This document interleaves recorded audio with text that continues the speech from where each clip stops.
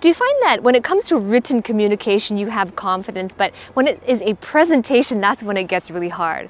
Well, take out your notebooks, because in this video, I'm going to share with you 3 very practical, very simple steps that you can take to crush your next presentation. The word presentation, right, comes from a word origin. The root word of presentation means to place before. Present is to place before. So when you're giving a presentation and you're preparing for a presentation, keep that picture in mind, because when you present, the essence of what you are doing is you're bringing what's invisible into the reality, right? Because your vision, your ideas are inside of your head right now, and that's not visible to other people. So it is invisible. It's right now inside of your head. So when you present, you're placing before your audience what has been invisible, your ideas and your vision, and you're putting it into the physical world, the reality, and this is where your audience can interact with it. This is where they can really truly experience it. So that is the essence of presentation. So what I want to share with you are 3 key things that you can use right now that will help you improve your presentation, crush it, no matter who you're speaking in front of. Okay, so here goes. Here's what it looks like. Let me paint this picture for you. When you're making a presentation, essentially there are 3 key decisions that you need to make. 3 decisions, so write that down, 3 decisions. And I'm going to walk you through each of these decisions. And by the end of this video, you'll have a foundation on how to build that presentation so that it can be very powerful, very clear and succinct, and you can have confidence in making your presentation. Okay, so the first decision, here it is purpose. Purpose. Your presentation, no matter who you are speaking in front of, your presentation has a purpose. Most people that I work with, they don't understand the purpose of their presentation. So that's why it's important to prepare in this way. What is the purpose? For example, it could be that your presentation, the purpose is just to inform, to educate. Or maybe the purpose of your presentation is to persuade, to get buy-in. Or it could be that your presentation, the purpose of it is to demonstrate a particular product or service. So there is a clear purpose to your presentation. Once you make that decision with clarity and decisiveness, what is my purpose? This will help guide your content. This will give you clarity on what is included in your content. And I'll prove it to you. If, for example, the purpose of your presentation is to persuade, to get buy-in, then you're not going to spend a lot of time informing and giving data and educating, because education is not what sells.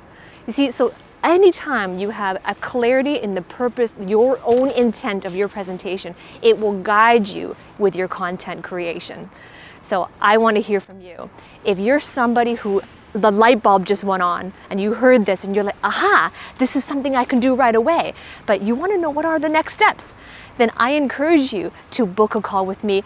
Book on the link below this video, because every single week I have an executive communications training program where I teach you and I show you how to understand, how do you expand the purpose of your presentation, how then do you create that content, how do you deliver that content in clear and concise ways, and how do you ensure that the purpose really does come to fruition. So if you're serious about mastering your communication in every single presentation, then I invite you to book a call so that we can communicate to see if it is the right fit for us to work together. And I look forward to making you a success story. The second decision to make while you're preparing for your presentation is effect. So what does this mean? What is the effect that you want to have on your audience as you are presenting, and especially when you get done with your presentation? What is that effect that you want to have on them? I'll give you some examples, right? Examples of an effect could be that you want them to come away feeling that they are cared for. Maybe you want them to come away feeling motivated and inspired. Or is it something else? What is the effect that you want to have? And this is important, because once you understand and you decide on the effect that your presentation will have, it will guide you in terms of what to say all the way throughout. Even if you forget what you wanted to say, you come back to the effect. So here's what I mean by that. Let's say, for example, I'm doing a presentation and I decide the effect that I want to have on my audience is I want them to feel cared for. I want them to feel loved and served and cared for. Because at the end of the day, this is how I work with my clients. So let's say in my presentation, that's how I want to feel. And by the way, true story, that is the intent and the effect that I set with each and every YouTube video that I create. My effect that I want to have on you, my viewers, is that I want you to feel cared for. I want you to feel loved. I want you to feel understood, right? So that is the effect that I'm wanting to have. So when you decide that effect, it doesn't matter that you might forget what you wanted to say next. You come back and you are deeply and authentically connected to the effect that you want to have on your audience. So let's say I don't remember what I wanted to say next. I know the effect I want to have on you is that I want you to come away feeling cared for. So if I told you I'm going to tell you 3 things, but I forgot what that 3rd thing is that I'm going to tell you, then I'm still going to give you 3 things. But the 3rd thing that I said may not be what I planned to say on an outline if I were to create one, but make no mistake about it, the effect that I have on you will still be that you come away feeling cared for, that you come away feeling loved, and that will guide you in your speaking and in your delivery. See how effective this is when you understand the importance of effect and you are absolutely clear on how you want your audience to come away from feeling the effect that you have on it. Then even if you forget, even if you lose track of it, even if you can't think of the correct word, that you will still be able to have that effect on your audience. So that is the second decision. To summarize, the first one was deciding on purpose. The second one was deciding on effect. How did you like this so far? Was it relevant to you? Was it helpful to you? If you liked what I said and it resonated with you, give me a thumbs up. And as well, remember to subscribe to my channel, ring that notification as well, because I upload videos every single week on topics related to communication and so much more. And I always look forward to hanging out with you in my next video. So let's summarize what we talked about so far. 3 decisions that you make in preparing for your presentation that'll help you crush it each and every time. The first decision was on the purpose. What's the purpose of your presentation? The second decision was on the effect. What effect do you want to have on your audience as a result of your presentation? And the third decision, the final one, is on transformation. What is the change that you want them to make?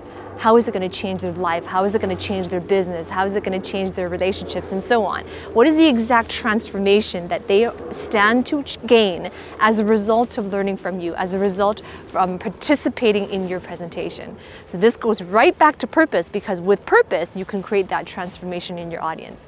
The biggest mistake that I hear presenters make is focusing on information, where they are just trying to give their audience information, teach them a bunch of information, but your audience is not there for information.